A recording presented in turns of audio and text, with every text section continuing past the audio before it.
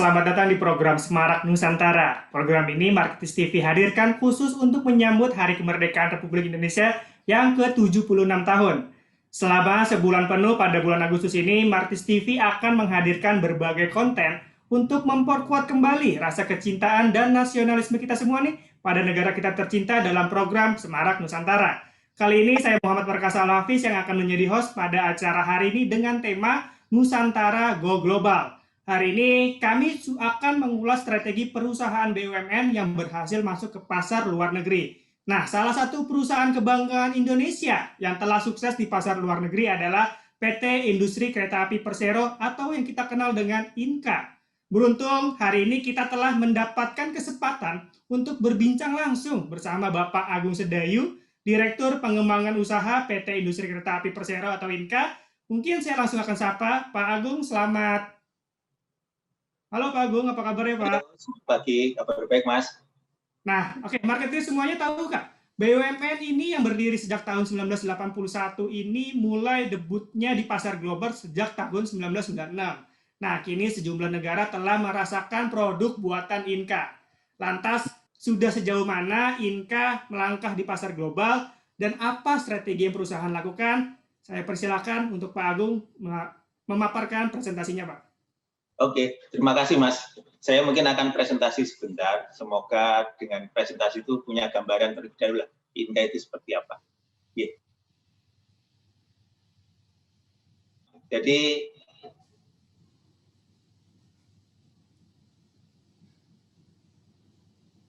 Jadi kondisi pasar di luar negeri itu seperti ini Mas. Jadi industri kereta api itu 25% dijalankan atau dioperasikan oleh manufaktur seperti Inka, OEM. 25% revenue-nya terdapat dari operasi seperti KAI atau railing, MRT, LRT seperti itu. Sedangkan 50% itu dominan di maintenance. Maintenance dari sisi spare part maupun dari sisi jasanya. Sehingga industri seperti Inka ini hanya punya market share 25% dari market yang ada. Di sisi KAI juga seperti itu, hanya 25%. 50% dari bagaimana sarana dan prasarana itu tetap beroperasi. Dan opportunity di dunia itu ya seperti ini. Dikuasai oleh China mulai sejak mereka sangat ekspansif. Sedangkan overcapacity ada di mana-mana. Di Eropa 40% overcapacity-nya. Di Amerika Utara juga 40%. Dan di Asia sendiri itu 60%, terutama dominan overcapacity yang ada di Cina, hampir 60%. Sedangkan profit margin-nya, kalau seperti Inka ini profit margin itu rata-rata itu di minus 10-10%. Profit margin di tier 1 atau komponen, karena mereka harus tetap menunjang proses operasinya tetap bisa berjalan, kehandalan prasarana dan sarana. Maka tier 1 sistem itu seperti unit AC, kontrol kereta, itu keuntungan atau marginnya itu 5-15%. Operasi ada minus 5-15%. Sehingga hal inilah yang kemudian harus mengedrive Inka. Inka kalau memang tetap akan di area industri seperti ini, maka range bisnisnya ada di minus 10-10%. Nanti kalau rata di kiri dan rata di kanan bisa-bisa hanya BEP Inka selama operasinya. Itulah yang mendorong Inka harus maju ke depan.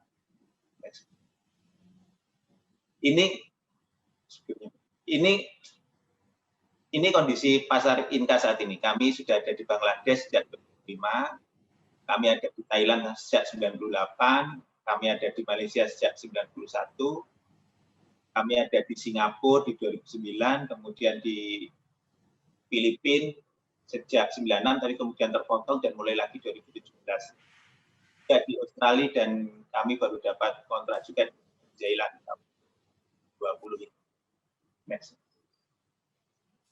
Jadi ini kondisi pasar yang ada sebenarnya yang dihadapi oleh negara yang punya uang atau negara yang punya resource.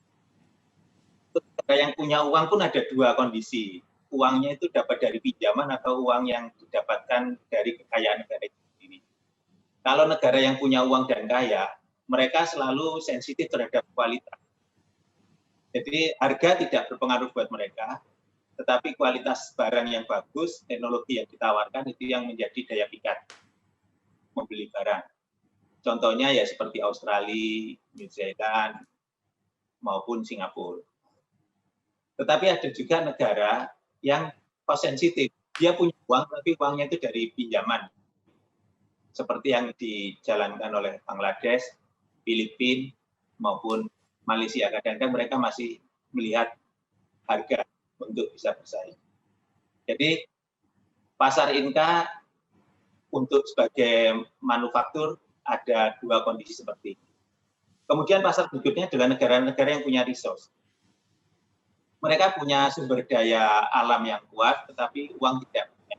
Bank masih belum mempercayai negara, terutama negara-negara di Afrika maupun Amerika Selatan yang sedang bergejolak. Kondisi seperti ini, mereka selalu inginnya itu barter atau BOOT, di mana kita nanti dibayar dari sumber daya alamnya. Pasarnya yang sangat terbuka dan resikonya tinggi, juga banyak negara yang ingin masuk karena ingin mendapatkan resource-nya. Ini kira-kira gambaran besar kondisi pemasaran yang harus dihadapi oleh Inka di pasar ekspor. Nah, untuk solusi yang quality sensitif, maka Inka mau tidak mau harus menggandeng perusahaan luar negeri untuk membuat joint venture di Indonesia. Kalau mereka hanya TOT, sudah tidak ada perusahaan luar negeri yang mau TOT, karena akan menjadi pesaing mereka. Pengalaman buruk buat mereka setelah TOT di Cina, mereka sekarang kalah bersaing oleh China. Sehingga pada saat negara seperti Indonesia yang mereka anggap besar dan bisa akan menjadi supporting manufaktur yang besar juga, khawatir kalau hanya sekedar TOT. Sehingga offer mereka adalah joint venture. Sehingga mereka masih bisa menguasai produk tersebut. Untuk itu maka pilihan Inka jatuh kepada Stadler, perusahaan Swiss. Perusahaan yang sudah worldwide, yang kualitasnya top 10 terbaik di dunia. Di bawah Siemens, di bawah Bombardier dari sisi sales, tapi dari sisi kualitas mereka selevel. Sehingga untuk masuk ke pasar quality sensitif, untuk kereta yang berpenggerak, maka Inka kawin dengan Stadler. Terus kemudian pasar quality sensitif yang lain, kalau memang mereka tidak siap untuk kawin dengan Inka, maka strategi Inka adalah Inka menjadi basis manufaktur mereka. Seperti yang kami dapatkan kontrak di New Zealand, desain dan engineering dilakukan oleh perusahaan Australia, trademark atau intellectual property right yang dijual adalah intellectual property right dari perusahaan Australia, sedangkan Inka menerjemahkan desain tersebut untuk dimanufaktur dengan benar.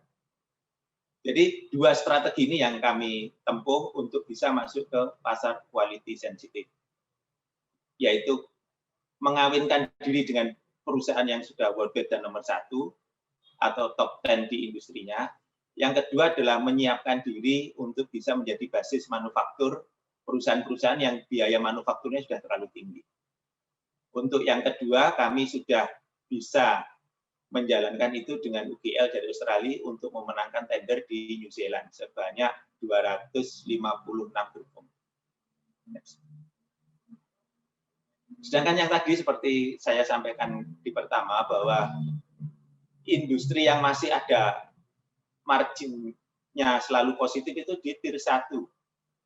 Yang kedua, Inka sebagai manufaktur kalau ingin kuat dan mendapat support yang tinggi sehingga bisa masuk ke pasar luar negeri, maka piramida industri atau ekosistem industrinya harus tumbuh di Indonesia. Selama ini ekosistem yang tumbuh di Indonesia baru ekosistem otomotif, tetapi kereta api belum sama sekali tumbuh.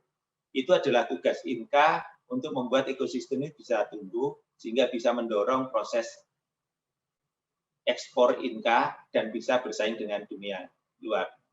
Sebab seperti Jepang ekosistemnya tumbuh, apalagi Cina. Sehingga untuk ekspor mereka tidak lagi bergantung kepada negara lain. Saat ini Indonesia masih bergantung kepada negara lain, terutama seperti brake system maupun propulsi. Hal itulah yang harus kita tembus agar kita benar-benar mampu bersaing dengan dunia luar dan tidak bergantung kepada negara lain. Next. Next.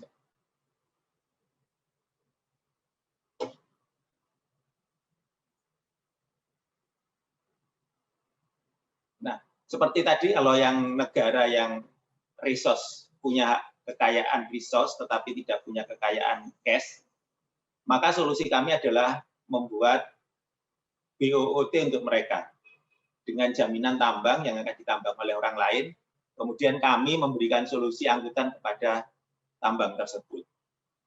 Indonesia sendiri tidak punya resource cash, sehingga kami mencoba berpartner dengan perusahaan lain yang mempunyai resource cash tapi tidak mempunyai resource manufaktur, atau punya resource manufaktur tapi tidak efisien, seperti Amerika. Sehingga untuk masuk ke Kongo, kami menyandarkan diri dari pembiayaannya ke Amerika, kemudian kebijakan Amerika masuk ke Kongo mempengaruhi pemerintahannya untuk mendapatkan tambangnya. Kemudian Inka menyiapkan infrastruktur untuk menambang, mengangkut sampai ke pelabuhan dengan skema BOT. Itu untuk solusi negara-negara yang memang punya kekayaan resource yang besar, tetapi tidak punya kapabilitas terhadap finansial. Jadi tugas Inka adalah mencari finance yang kuat dengan basis manufaktur yang sudah Inka miliki untuk ditawarkan kepada mereka, mengelola kekayaan mereka untuk bisa mensejahterakan negara mereka. Next. Nah, yang terakhir, next. Nah, yang terakhir, kami saat ini mempunyai resource engineering, desain, dan tenaga terampil yang banyak. Hal ini dan ini berbeda dengan negara seperti Jepang maupun seperti Jerman. Mereka sudah mulai kekurangan tenaga-tenaga tersebut karena pertumbuhan penduduknya yang sangat kecil. Untuk itu kesempatan ini juga kami lakukan untuk itu maka kesempatan ini juga kami lakukan untuk mencoba menjual engineer kami. Kami jual ini dengan BEP atau keuntungan nol pun kami lakukan. Yang kami butuhkan adalah menularkan semangat kerja yang bagus di dunia maju, juga mendapatkan ilmunya untuk kami terapkan di Indonesia. Ada dua yang sudah kami jalankan, yang sudah kami kontrakkan. Dengan Nippon Sharyo itu mulai level tenaga terampil, kami kirim STM yang sudah kami didik di sini selama 1 tahun, kemudian bekerja di Jepang 3 tahun, tapi kami juga mengirim para engineer selama 3 bulan bergantian di sana, karena aturan tidak memungkinkan engineer bekerja lebih dari 90 hari. Sehingga kami kirim engineer bekerja 3 bulan di sana, kami ganti terus-terusan. Juga dengan Toshiba untuk proyek yang ada di Jerman, mereka juga kekurangan resource untuk engineering dan desainnya. Mereka membutuhkan engineering di desain kabin masinis, juga engineering di kontrol PLC-nya. Untuk itu kami juga kirim engineer kami untuk melakukan proses subcontracting pekerjaan desain ini. Yang kami kejar bukan keuntungannya, tetapi yang kami kejar adalah absorb knowledge-nya, juga absorb pola kerjanya. Kira-kira itu Mas, strategi Inka untuk bisa menembus pasar global. Terima kasih. Original equipment manufacturer atau di segmen tadi nilainya 25% ya Pak ya? Ya, saat ini masih seperti itu dan kami akan mencoba bergeser ke yang 50%. Jadi kalau Pak Agung melihat Pak, dari tadi kan sudah ada sekitar 6 negara ya Pak yang sudah Inka masuki, sudah Inka berpenetrasi di dalam negara tersebut. Kalau Pak Agung sendiri melihat ke 6 negara ini mana Pak yang paling mungkin prospektif dari sisi baik itu revenue ataupun tadi untuk mengirim engineer kita untuk belajar di negara tersebut Pak? Sulit Mas, industri kereta api kan padat modal ya, benar-benar investasi yang membutuhkan biaya yang besar. Negara-negara yang sudah berinvestasi, yang sudah dimasuki Inka itu sepertinya 10 tahun lagi baru akan order. Karena kebutuhan kereta api itu tidak masif. Yang kedua, lifetime kereta api itu 30 tahun, Mas. Umur teknisnya 30 tahun. Biasanya periode investasi itu 10 tahunan. Seperti tadi dengan lihat di mana Bangladesh 2006 baru muncul lagi 2010 untuk di kayaknya mirip-mirip. Malaysia kami masuk 91, masuk lagi tahun itu kami masuk lagi di kereta penumpang. Sekarang kita baru akan melaunch tender-tender lagi. Yang harus kita lakukan adalah masuk ke negara yang masuk yang akan berkembang. Pasar terbesar di dunia saat ini adalah Afrika. Semua mata sedang mengarah ke sana. Untuk Afrika ya Pak ya? Ya, Afrika. Untuk menuju pertumbuhan yang tinggi. Sebab selama ini pertumbuhan tertinggi hanya di Cina, itu pun karena mereka masif. Setelah itu negara lain kan pertumbuhannya paling hanya 4-5%. Yang paling mungkin bertumbuh di atas 10% sekarang kan di Afrika. Pertumbuhan tercepat biasanya di infrastruktur. Apa kemudian juga berperan aktif. Berarti selain industri ini padat modal, produk life cycle-nya pun sangat panjang ya Pak, 10 tahun baru lagi nyari project lagi segala macam. Dan memang negara-negara berkembang yang sedang berkembang seperti Afrika yang menjadi mungkin pasar atau ya pasar sasaran para pemain global ya Pak ya. Iya. Oke, marketing semuanya masih banyak sebenarnya pertanyaan yang ingin saya tanyakan kepada Pak Agung. Namun Pak Agung, kita akhiri dulu sesi pertama kita pada program Smart Nusantara ini. Jangan kemana-mana, marketers. Kita akan kembali di sesi kedua program Smart Nusantara, Nusantara Go Global. Marketers, masih bersama saya Muhammad Perkasa Hafiz dan Bapak Agung Sedayu, Direktur Pengembangan Usaha INKA. Ini tadi menarik banget Pak Agung bercerita bagaimana industri perkeretaapian di dunia ini sangat kompleks, selain padat modal juga life cycle dari produk atau layanannya itu cukup panjang. Nah, Pak Agung, kalau melihat dari tren Pak Agung dan pemain lain secara global sedang membidik negara berkembang yang sedang membangun infrastruktur, Pak. Bagaimana Pak cara atau INKA ini sebagai OEM bisa masuk ke pasar-pasar tersebut? Misalnya, apakah pasar Afrika juga menjadi target pasar INKA selanjutnya, Pak? Jadi pasar Afrika sekarang adalah menjadi target pasar semua industri manufaktur infrastruktur di dunia. Karena pasar yang lain sudah steady lah. Mereka hanya mengganti, bukan mengembangkan. Dia akan tumbuh di pasar-pasar seperti itu. Itu adalah mimpi semua manufaktur infrastruktur di sana. Nah, untuk masuk ke sana, kita harus melihat peta. Cina kuat di manufaktur, juga kuat di pendanaan. Kita kuat di manufaktur, tidak kuat di pendanaan. Eropa kuat di manufaktur, kuat di pendanaan, tapi tidak kuat di efisiensi. Karena kosnya sudah terlalu tinggi. Untuk itu, maka yang harus INKA lakukan adalah mencari partner.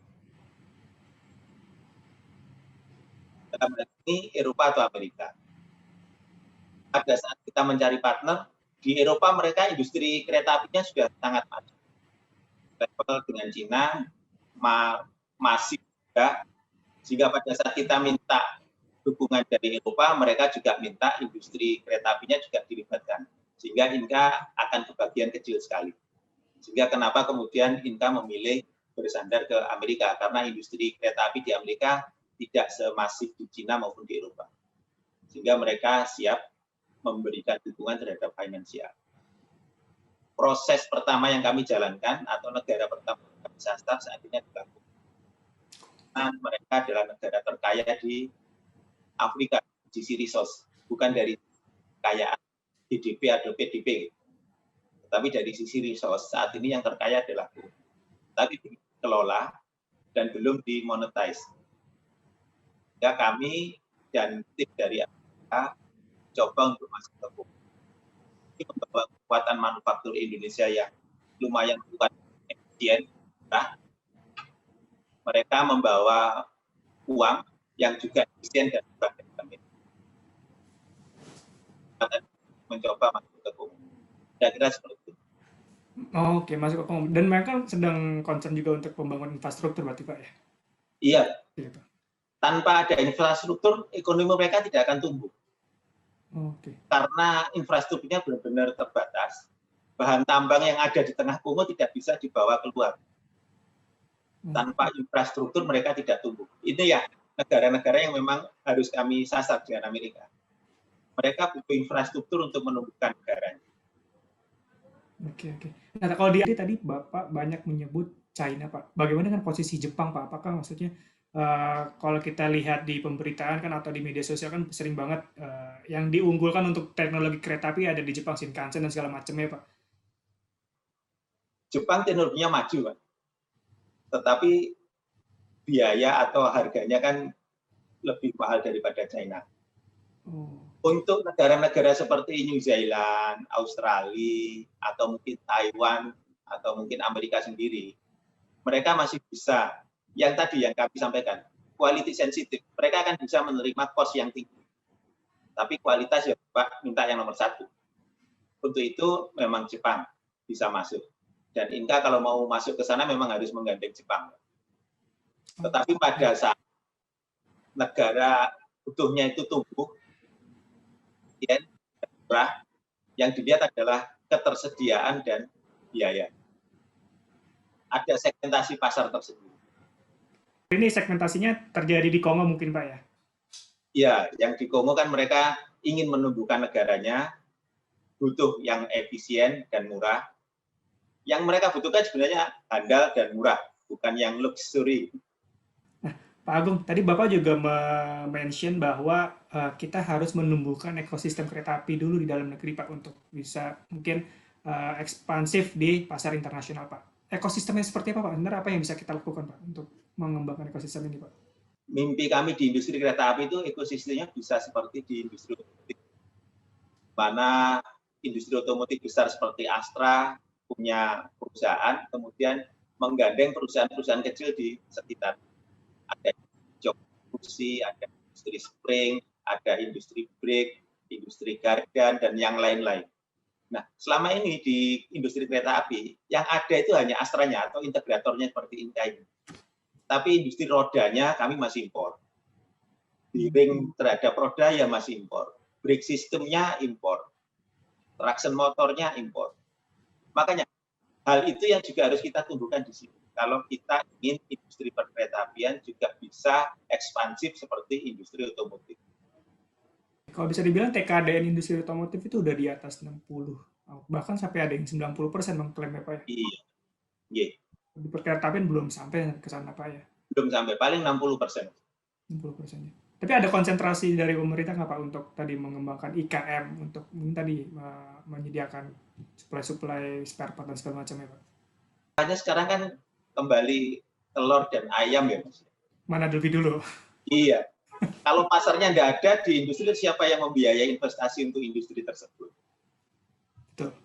Sehingga kami Inka memang harus paralel memikirkannya. Kalau kami benar-benar bisa menguasai atau di industri perkeretaapian, maka jumlahnya akan mencukupilah untuk mencoba mendirikan industri di dalam negeri, supporting. Tetapi kalau kami cuma hidup di industri dalam negeri atau cuma hidup dari pasar yang ada di Indonesia, tidak akan pernah hidup industri atau ekosistem penunjangnya. Karena volumenya tidak nyucuk lah, tidak sampai untuk kita menumbuhkan industri. Sehingga kenapa kita harus berpikiran ekspor dan memperluas pangsa pasar untuk bisa menghidupkan industri dalam negeri, ekosistem, karena kita mengejar volumenya tadi. Sehingga benar-benar ekosistem dalam negeri bisa terbangun. Nah, ada volumenya. Kalau kita kembali hanya hidup di dalam negeri, hidup dasar pasar yang ada di Indonesia, maka ekosistem kita tidak hidup. Oke, Pak. Kembali ke pasar ekspor tadi, Pak. Kalau bagi Inka sendiri, mana sih Pak yang paling seksi, Pak? Sebenarnya ekstrim kiri dan ekstrim kanan yang paling seksi. Ekstrim yang high tech itu seksi karena marginnya besar. Okay. Ekstrim kiri yang BOT tadi itu juga seksi karena volumenya besar dan kita masuk ke maintenance. Jadi kita akan dapat rezeki di maintenance dan speed part rem kiri. Kalau di kanan kita dapat margin. Oh, oke. Tapi kalau untuk di margin kanan, kita akan menggandeng siapa Pak untuk masuk tadi? Nah, tadi Apa Pak, seperti tadi, kayak Stadler tadi, kami kan juga membuat JV Stadler itu ya? dengan Stadler untuk yang high-tech. Oke. Pesaing kita kan selalu Jepang nanti Pak. Jepang, Eropa. Kalau pasarnya Stadler, persaingnya pasti Jepang dan Eropa. Oke. Dengan keringat Indonesia, otak Indonesia, sistem Eropa, mestinya kita kan masih punya margin besar di sana. Seperti yang di New Zealand tadi. Kami cuman membayar lisensi untuk menggunakan intellectual property right-nya. Tapi kami dapatkan. Partnya kita yang menyediakan Pak ya? Iya. Dan lisensinya kita dapatkan dari Stadler tadi misalkan gitu ya Pak. Iya. Di pasar global ini positioning apa sih Pak yang dikenal oleh pasar kereta api global terhadap Inka Pak? Inka ini dikenal sebagai perusahaan apa? Seperti apa Pak? Jadi untuk Inka bisa dikenal, kan industri kereta api itu industri yang bukan orang umum yang membeli. Ya. Pemerintah, dominan pemerintah yang membeli. Ya. Maka cara promosi kami ya tidak lewat televisi atau tidak media sosial. Yang akan berguna itu. Tiga, dia promosi kami adalah bagaimana nama kita masuk di studi yang terkenal. Sehingga di MIT terhadap studi transportasi, kami kenal bahwa kita eksportir apa. Kemudian di Asian Development Bank juga kami terkenal.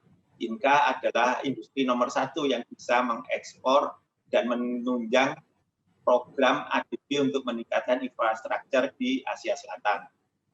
Kemudian ada di Senker, konsultan industri perbankan di nama kami, masuk list mereka bahwa Inka perusahaan nomor 4 di dunia untuk kereta barang. Hal-hal seperti itu. Sehingga pada saat konsultan-konsultan luar negeri memberi konsultasi kepada pemerintahan mereka, maka mereka akan melihat list nama-nama dari konsultan-konsultan terkenal tersebut. Sehingga ada nama Inka di sana. Cara promosi kami seperti itu. Kami harus masuk ke radar mereka lewat cara mereka menyusun anggaran. Bukan lewat media sosial atau lewat promosi. Hubungan antar pemerintah bilateral dan yang lainnya sangat membantu ya Pak ya. Jadi duta besar kami membisiki ke pemerintah mereka, Indonesia punya industri kereta api loh. Sudah ekspor kemana-mana, iya. Tetapi untuk membuktikan itu kan kemudian harus ada yang lain yang mendukung. Seperti MIT studi terhadap global transportation, oh ada nama Inka di sana. Seperti report ADB terhadap manufaktur yang menunjang program mereka, ada nama Inka di sana. Kemudian ada studi masalah industri perdagangan yang dilakukan Center di Jerman, juga ada nama Inka di sana. Sehingga balance, ada bisikan dari pemerintah, ada bisikan dari para pakar, bahwa memang Inka itu ada. Dan Inka itu punya kapabilitas untuk mendukung proses manufaktur. Kalau bicara soal kereta penumpang dan kereta barang, Pak Agung lebih menarik mana pasarnya, Pak? Kalau dari sisi bisnis utuh, bukan dari jualan kereta. Bisnis utuh dari artinya end to end, mulai dari penyiapan spare part sampai ke customer akhir, yaitu pengguna. Yang paling menguntungkan adalah kereta barang. Oh, kereta barang, Pak? Karena bisa ditumpuk, Mas. Satu kereta kalau Mas kereta penumpang, satu kan isinya cuma 52, ya sudah 52 itu saja yang bisa mengenerate ini. Tapi kalau kereta kan ditumpuk, sampai habis tempatnya kan isi barang semua. Kapasitasnya lebih besar ya Pak ya, daya angkutnya ya? Besar. Sehingga selama ini industri kereta api, kecuali yang di Jepang ya, karena mereka TU-nya kuat, tiketnya juga kuat, itu memang bersandarnya ke kereta barang, angkutan barang yang paling mereka harapkan revenue-nya. kereta penumpang itu adalah kewajiban moral mereka, obligasi mereka untuk mengangkut penumpang. Oke. Tapi kalau misalkan kayak tadi kiblatnya ekstrem kiri, ekstrem kanan, kayak kalau bisa bicara kualitas, lebih mengarah ke kereta penumpang nggak sih Pak? Dan misalkan untuk mencari efisiensi, itu lebih justru mengarahnya ke kereta barang Pak. Benar nggak sih Pak kayak gitu Pak? Kembali ke konsep, ini karena angkutan kereta api itu biasanya tanggung jawab pemerintah ya. Jarang sekali swasta berandil di industri kereta api. Jadi konsep pemerintahnya yang dilihat seperti apa. Kalau ingin tidak ke fosil, ingin green energi, ingin macam-macam, semua akan diberikan ke angkutan kereta. Karena kereta yang paling bersih, mass traffic, mass rapid transit, dan lain-lain. Tetapi dengan pemerintah punya pemikiran seperti itu kan berarti ada obligasi dari pemerintah untuk membuat kereta ini tetap berjalan. Jadi kalau kereta harus menjalankan dirinya sendiri untuk mengangkut penumpang, akan kesulitan ya Pak ya? Kalau barang kan terpaksa. Ya. Dengan barang dan kemudian dijual pasti bisa mengikuti yang. Oke. Pak, saya juga tertarik Pak soal pengiriman engineer. Jadi strategi kita ketiga Pak ke perusahaan kelas dunia Pak. Tapi sebenarnya gini Pak, apakah kebutuhan Inka terkait SDM itu saat ini di Indonesia sudah terpenuhi Pak? Kalau melihat di pemberitaan kan saat ini yang sedang digandrungi itu orang para pelajar di Indonesia itu mengarah ke programmer, IT dan tenaga kerja di bidang digital teknologi Pak. Bagaimana dengan kondisi ekosistem tenaga kerja atau tenaga ahli, engineer di perkereta-apian Pak Agung? Ini masalah besar yang kami hadapi memang untuk industri yang berkeringat dan pusing seperti ini. Teman kita yang muda memang pinginnya nggak berkeringat, bisa kerja sambil ngopi. Itu yang kami rasakan. Sehingga di misi Inka yang keempat, Inka itu ingin juga menumbuhkan kami punya 3 program. Oke, 3 program. Jadi kalau di industri kereta api ada piramida. Piramida bawah adalah yang berkeringat, piramida atas adalah yang berotak. Inka ngambil yang tengah lah. Untuk itu Inka mempunyai SMK binaan yang kami bina agar mulai paham bekerja di 24 SMK binaan untuk membuat anak-anak SMK-nya itu paham kereta api dan paham bekerja. Kemudian yang di level bottom agak naik sedikit, yang untuk politeknik, tenaga terampil, tenaga ahli terampil, kami bekerja sama dengan Poltek Negeri Madiun untuk mendirikan jurusan perkereta-apian. Cara belajarnya mix. Mereka belajar teori di Poltek selama 2 hari, kemudian mereka belajar field, teori diaplikasikan untuk menjadi kami ada 4 kelas di Inka membuat mereka bekerja.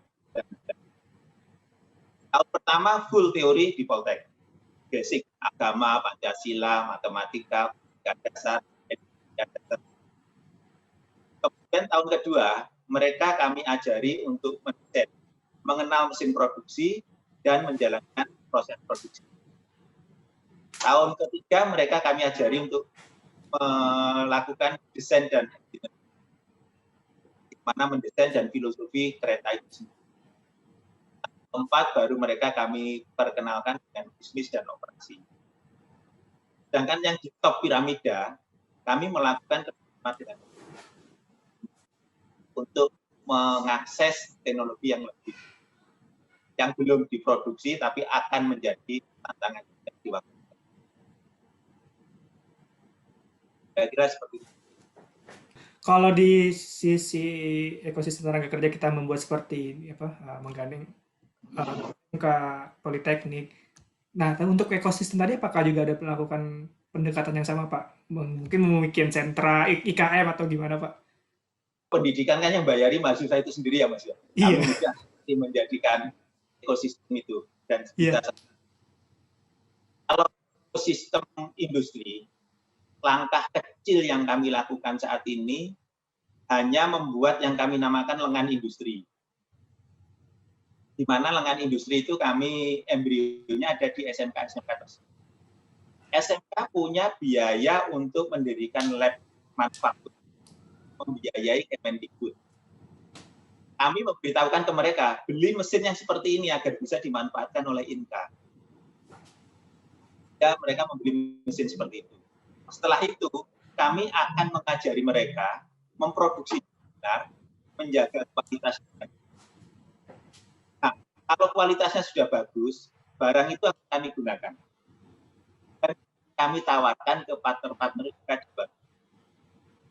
Ya, membangun ekosistem tahap awal ini memang harus menggunakan biaya, ada biaya produk lah. Mesin yang menanggung biaya Kemendikbud, utang yang menanggung biaya para pelajar. Ya. Kita mengeluarkan biaya untuk mengajar mereka agar menjaga kualitas sesuai dengan manajemen perusahaan yang benar, yang berjualan nanti Inka yang menjualkan. Bisa kami manfaatkan sendiri, bisa kami jual ke perusahaan yang berpartner dengan kita. Tetapi untuk yang high-tech, mohon maaf, belum ada. Itu yang benar-benar daya pengembangan itu tidak dibebankan ke harga jual. Berarti memang kalau untuk pengembangan ekosistem IKM ini tantangannya lebih besar ya Pak ya? Karena butuh uang besar. Betul. Tapi kalau bicara tenaga ahli Indonesia posisi di pasar global seperti apa Pak? Pandangan market global Pak? Saya sempit Mas kalau melihat itu. Tapi nyatanya orang-orang Inka, desainer Inka, tenaga ahli Inka ya dimanfaatkan oleh mereka, biarpun kami tidak gembar-gembor dan kami harus promosi. Tidak. Mereka percaya pada saat mereka butuh dan mereka lag tenaga itu, mereka tanya ke Inka, engineermu ada yang nganggur enggak? Kami butuh 3 bulan ini. Ya udah, okay. Diperhitungkan berarti Pak ya? Saya tidak tahu itu diperhitungkan atau karena butuh. Atau mungkin memang ekosistem tenaga ahli global justru memang nggak banyak juga berarti Pak ya? Mepet Mas, seperti Jepang itu pertumbuhan penduduknya kan minus ya. Mereka memang terbatas juga tenaga ahli. Sulit menua Pak ya yang ahlinya Pak ya? Kalau dari sisi manufaktur, konsep desain, dan energi, Inka masih diperhitungkan oleh partner luar. Tetapi kalau software, Inka kalah sama India. Okay. Kami sering, wah India lebih murah, lebih cepat, ya sudah lah. Inka pertama ditawari, ini ada software PLC nih, untuk proyek kereta api di Jerman. Apakah Inka bisa? Bisa. Harganya berapa bulan kamu bisa ngirim? Segini. Habis itu mereka ngomong India segini, sanggup enggak? Kalau kamu sanggup, kan kalau enggak sanggup, saya pakai India. Ya gitu-gitu. Pak Agung, mungkin ini pertanyaan terakhir Pak Agung. Apa target terbesar yang ingin Pak Agung capai atau mungkin ada negara tujuan lain Pak yang mau atau sedang Inka jajaki Pak Agung? Enggak. Kalau Inka kan BUMN Mas. Ya. Ini saat ditugaskan di Inka, kami sudah harus memikirkan yang lebih besar Indonesia. Jadi harus memikirkan Inka. Ya, yang kami bayangkan, ekosistem industri manufaktur Indonesia itu harus tumbuh, harus hidup. Saat ini yang benar-benar hidup itu baru ekosistem industri otomotif dan sepeda motor.